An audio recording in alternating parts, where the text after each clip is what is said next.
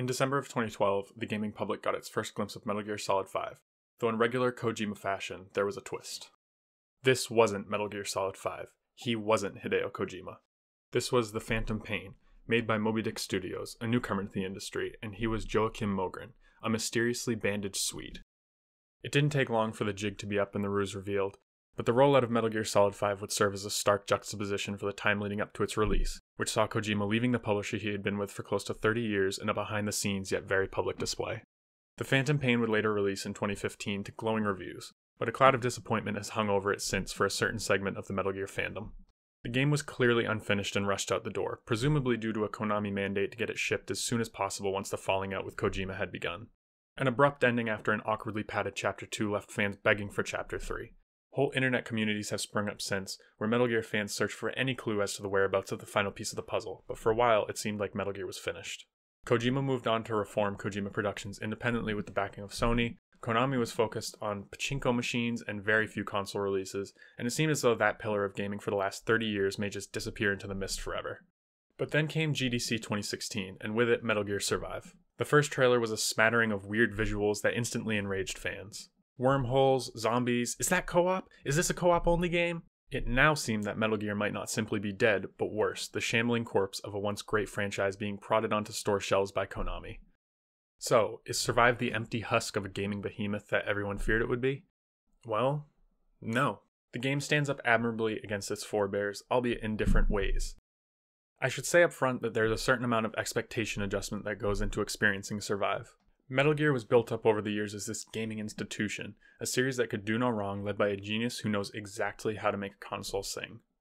No matter how true those assertions are, it also should be clear that Survive is an entirely different beast. The studio behind it lacks Kojima, but still retains a number of Metal Gear veterans.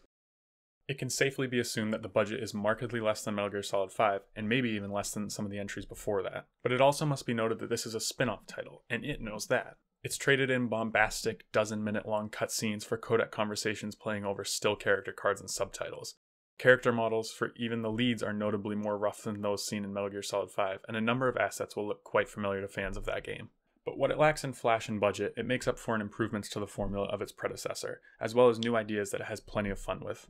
It's aware that it isn't Metal Gear Solid 6, it's Metal Gear Solid Survive, and so expectations should be adjusted accordingly. The game keeps a similar overall design to 5, with some key differences. First, the open world feels far more alive. Where Afghanistan felt like a series of massive rooms with one, maybe 2 points of interest inside each, Survive's world feels like one large place, packed with things to do and resources to collect. And thankfully, those resources now feel meaningful. In 5, items you picked up filled a meter back on Mother Base, which could be used to buy certain weapons and upgrades, whereas resources in Survive are materials that can be used in the game's crafting system. It's a small distinction, but turning resources from an intangible currency to a material makes it all feel more involving and hands-on. The base itself now feels more core to the game as well, this time being a location in the open world rather than an offshore location to jump to between missions. The layout of it can be handcrafted to suit your needs, and certain missions will demand that you defend it, pitting your design against an onslaught of enemies. It helps it become your base, your personal hideout rather than simply, oh well I put my intel platform on the west side of the central platform, where'd you put yours? And this being a survival game, once you're in the field there are plenty of mechanical staples of the genre to contend with, including thirst, hunger, crafting, and stamina. These make quite a bad impression at first, with your iDroid constantly pestering you to stay hydrated and fed, but after the opening hours they serve as a helpful nudge to get out and explore as well as build resource supplies at your base. A health system similar to Snake Eater has been implemented in lieu of Metal Gear Solid 5's regenerating health, demanding that you have different medical supplies on your person to treat various injuries and ailments. It gets the job done, though it can often feel half-baked when you have a major laceration from a wanderer attack and don't have the supplies to take care of it, but don't feel any particular pressure to get back to base and heal up. Expeditions into the dust, a large mysterious cloud engulfing a majority of the map, are always made risky due to these survival mechanics. On top of them, it makes visibility low, navigational systems only work once a part of the map has been charted, and your oxygen level is constantly dropping. Going out to get supplies means keeping yourself oriented and treading carefully, and this adds an excellent tension to almost every moment of exploration. And while you're out exploring, you'll find that enemies are everywhere. You can sneak around some, but most activities and side content will require they be faced head-on. This is where the game's building system comes into play, and it really shines. Melee combat can be rough and janky, but it's meant to be used in synergy with the building system. The most simple example is a chain-linked fence to slow down wanderers while you poke at them from the other side with a spear, though a personal favorite of mine involves a machine gun turret and a metal watchtower. In this way, Survive replaces quick thinking and stealth with a slower, more analytical approach. Wanderers don't have patrol patterns like guards in past games, so they just shamble around until alerted, giving you time to either plan a route through or figure out how to use the tools at your disposal to take out the mob. Other enemies exist that shake up combat, but the process of assess, build, fight remains throughout, and it often brings forth some quite interesting results. The building feature becomes especially fun in the game's co-op mode, which involves you and up to 3 friends holding down a position against 3 waves of enemies. Throughout the process, various side missions will appear on the map which you can venture out to tackle, but it's always a risk to leave the digger you're defending alone for too long. These matches often become frantic and fast-paced in the best way possible, as you juggle building defenses with distant secondary objectives, all while pushing back the overwhelming odds. At the end, you'll get a ton of supplies and even loot dropped in your lap, though most loot can also be found in single player. Low-level loot is generally unexciting fare, but once you get to later loot tiers, the hunt for gear becomes quite compelling. Gameplay has always been only half of the Metal Gear appeal, though. The series has always placed a strong emphasis on storytelling. Metal Gear Solid 5 saw it pull back on this a bit, choosing to place large chunks of exposition in audio tapes or hidden cutscenes, and Survive follows that approach.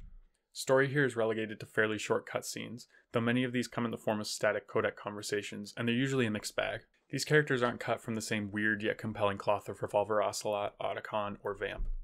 Instead, they're fairly boring and generic characters that fill their roles well enough, but without surprises. Angry military dude, blonde nurse that angry military dude secretly likes, the kid with tech skills, they're almost universally uninteresting, which is a shame. Thankfully, some of the weirdness is instead transferred to the plot, which begins at the very end of Ground Zeroes. As Big Boss and Kaz escape the ravaged mother base, a wormhole opens up and drags in a number of MSF soldiers and a huge chunk of the rig. They end up in Dite, an alternate dimension filled with zombie-like creatures called Wanderers, as well as a number of other horrors in the dust. The pacing drags a bit in its final quarter due to some debatable decisions, but for the most part the narrative is an interesting backdrop to some genuinely wacky stuff. One aspect of the narrative that stood out to me concerns the naming conventions of a number of plot elements. Dite, as well as a missing military unit called the Charon Corps, and your base's AI Virgil, are all named after elements of Dante's The Divine Comedy. It's a surface-level illusion, but it made me feel as though Kojima might be tucked away in some cubicle in Konami HQ just working away, especially when viewed alongside 5's references to Lord of the Flies in 1984. It's weird when one minute you're stabbing crystal zombies in the head and the next a character is giving you a high school literature lesson, but the illusion gives the narrative that tiny bit of thematic thrust that it needs, and it works in that endearingly dumb Metal Gear way. It's all strange, wormholes and all that, so much more otherworldly than past titles while still feeling like this stuff belongs in the series. What struck me most in my 26 hours and counting though is the metatextual nature of it all.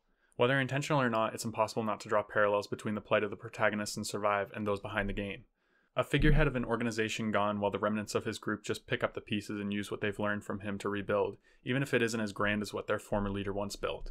It's no mistake that some of the first imagery you see in Dite is a mother base platform in ruins, which then serves as a backdrop for your base for the rest of the game.